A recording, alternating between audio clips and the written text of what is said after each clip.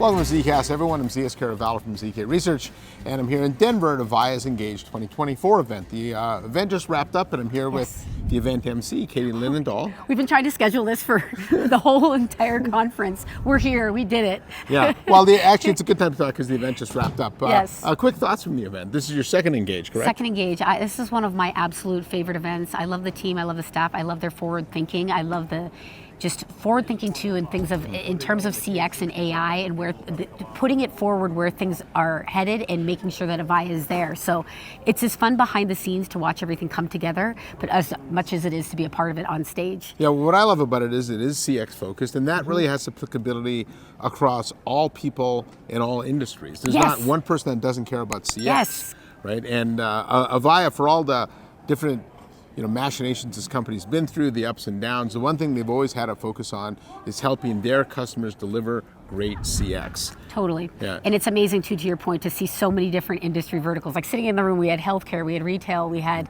education, and it covers everything. Yeah, I am a little concerned that companies, I'd like to see them be a little more aggressive. I've talked to a lot of organizations about how they're bringing AI into their contact centers, and there's a lot of obviously fear and trepidation. You don't want to do it wrong. Right. And there's it's interesting when I talk to Wall Street about this sector, a lot of them don't like it. They think AI is going to take all the jobs. But I've always said to people in this industry, it's not AI that's going to take your job. It's the agent that embraces AI that's going to take your job. It's coming, and it's coming in a big way.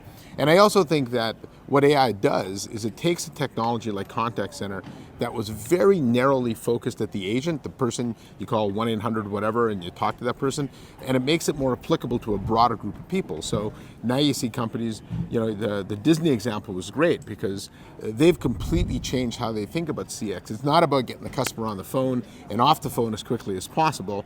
It's about having every person in Disney play a customer experience role and be able to drive more sales. And I think every one of these examples shared a common denominator, which is another thing that I loved about Engage, is you still need that human touch.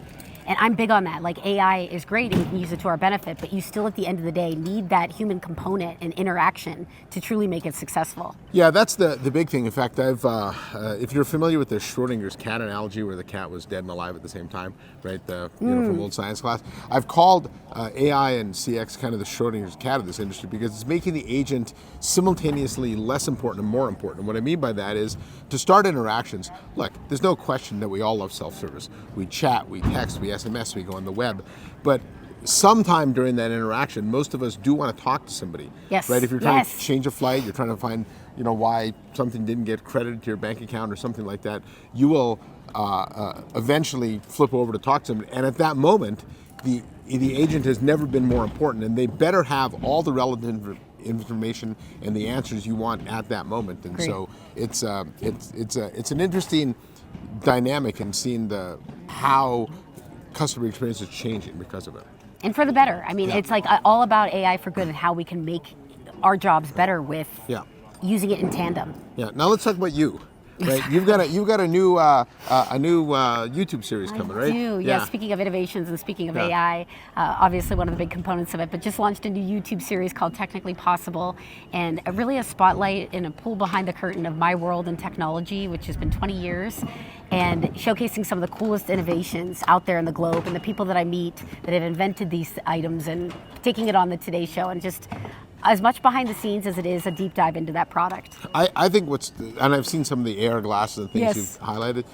This used to all be stuff of science fiction. I know. And it's all becoming possible now. And in fact, I went to NVIDIA's event earlier this year, GTC, and Jensen Huang, their CEO, in the analyst session said a lot of the stuff he used to say to people, they thought he was crazy, right? Everything's going to be digital, we're building holograms for this and that, but now it's all true. No, talked about holograms on stage today in one of my top tech trends. It's growing immensely, and the rate of acceleration, as we know, is just off the charts. So if people want to follow this What's Possible series, where do they go? Katie Linendoll on YouTube. It is just launched. We're putting out episodes like crazy, and it really just shows you behind the scenes of my life, which is a blessing. It's fun, it's dynamic, and it's a lot of high energy, and I'm excited for you to tune in. Any cool tech coming that you can maybe preview? Yeah, speaking of AI, I'll hit you there. One of the coolest technologies that I came across recently was a little tablet that allows an assessment of as young as 16 months to detect autism. And it's a company that has been involved in that space for about 2 decades.